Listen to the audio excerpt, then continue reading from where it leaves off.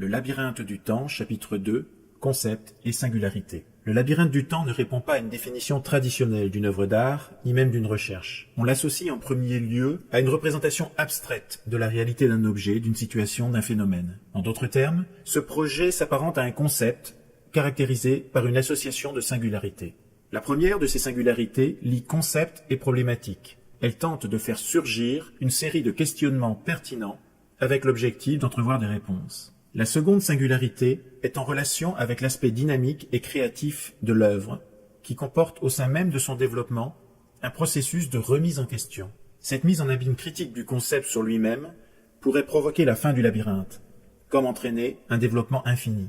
Troisième et quatrième singularité, le labyrinthe est un concept polymorphe et multiple, à la fois intellectuel, historique, esthétique, pédagogique, technologique, économique, artistique, scientifique, institutionnel et culturel. Son développement tient compte de ces multiples imbrications, non pas comme la conséquence d'un choix, mais comme une nécessité fondée sur l'expérience, qui rappelle que notre capacité à inventer est irrémédiablement liée, voire conditionnée par un contexte général. D'où l'urgence de communiquer à de multiples niveaux pour favoriser collectivement la création, ouvrir et enrichir les perspectives, afin d'éviter un effondrement. La question de collaboration internationale transdisciplinaire prend ici tout son sens. La cinquième singularité du labyrinthe symbolise le passage du concept à sa matérialisation artistique, représentée par l'œuvre et sa perception, ainsi que par les relations que l'œuvre entretient nécessairement avec les différents contextes précédemment cités. Il s'agit ici de penser un phénomène de transduction. Pour résumer, le labyrinthe du temps se veut le résultat d'un concept à la fois problématique, dynamique et critique, polymorphe, multiple et transductif. Singularité attractive, le labyrinthe tend de manière générale vers l'invention d'un métalangage propre à unifier l'écriture des 5 sens, vision, audition, toucher, odorat, goût, ou l'écriture polyartistique, c'est-à-dire réunissant danse, théâtre, musique, art numérique, art plastique. Il s'agit en conséquence d'une tentative d'unification de matériaux polysensoriels ou de pratiques artistiques culturellement considérées comme hétérogènes. Un métalangage polysensoriel passe nécessairement par l'utilisation des nouvelles technologies associées à la création de mondes artistiques virtuels ou hybridés, réalité augmentée, création mixte. Nos premières expériences concernent la composition de l'image et du son de synthèse.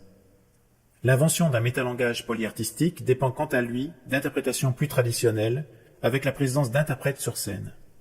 La notion de métalangage implique un processus d'imbrication plus que de superposition, un son pouvant s'enchaîner dans une forme de complétion, avec une odeur, un mouvement dansé, etc.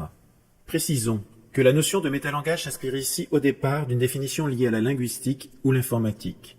Un formalisme conçu pour décrire un langage ou l'ensemble des termes techniques descriptifs du système ou du fonctionnement de la langue. Ce terme méta est souvent utilisé dans le vocabulaire scientifique pour indiquer l'autoréférence ou pour désigner un niveau d'abstraction supérieur, un modèle. Plus encore, il s'agirait bien d'envisager un métalangage polymorphe, dans la mesure où le polymorphisme en général englobe plusieurs notions très différentes et parfois difficiles à faire coexister. Par exemple, les typages polymorphiques en informatique. Dépassant ce strict cadre pour rejoindre des questions artistiques et plus esthétiques, nous pourrions aussi revenir à l'origine du préfixe méta, qui vient du grec, en y retrouvant une fonction de dépassement dont il faudrait préciser les formes. Autre caractéristique importante, la dernière singularité montre l'attachement indissociable du labyrinthe à la création artistique et à la notion d'œuvre. Il n'y aurait donc pas de labyrinthe sans création. On ne parle pas ici de reproduction ni d'imitation, mais bien d'une capacité à inventer ou produire des formes artistiques originales. Cette idée de création répond elle-même à une évolution historique dont il est possible d'objectiver certains contours, l'art n'étant pas isolé de toute pratique ou réflexion intellectuelle et d'une analyse diachronique. Résultat d'une recherche antérieure, la définition de ce concept de création symbolise l'approfondissement long et progressif d'une liberté individuelle et collective, ainsi que l'apprentissage d'une manière d'enfermement ou de limite. Le labyrinthe tend de manière asymptotique et utopique vers la création, expression de 2 états simultanés, perspective infinie et finitude des perspectives. Plus la mémoire, l'histoire, se développe, moins le concept d'une création fondamentale existe, et plus la capacité à créer est grande. Même si l'objet final reste utopique, le positionnement de chaque œuvre n'apparaît nullement équivalent. Cette trajectoire permet de croire au présent de la création artistique, tout comme à son essence.